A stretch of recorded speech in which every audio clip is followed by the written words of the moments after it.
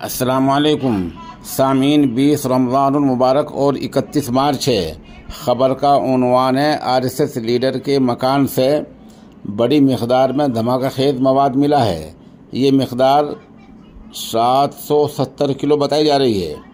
ख़बर तफसील से सुनिए। केरला पुलिस ने ज़िला कन्नौर के बोयलोर इलाके में एक मकामी राष्ट्रीय स्वयं सेवक संघ आरएसएस लीडर और उसके रिश्तेदार के मकान से 770 किलोग्राम धमाका खेज मवाद का काफ़ी ज़ख़ीरा बरामद किया है।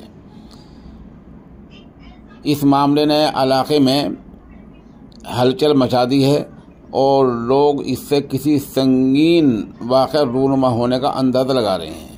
न्यूज़ पोर्टल मुस्लिम मिरर की खबर के मुताबिक ये धमाका खेज मवाद आरएसएस के एक मकामी लीडर वोडाकाइल प्रमोद और उनके रिश्तेदार वोडाकाइल शांता के घरों से दरियाफ्त हुआ है, वहाँ से मिला है।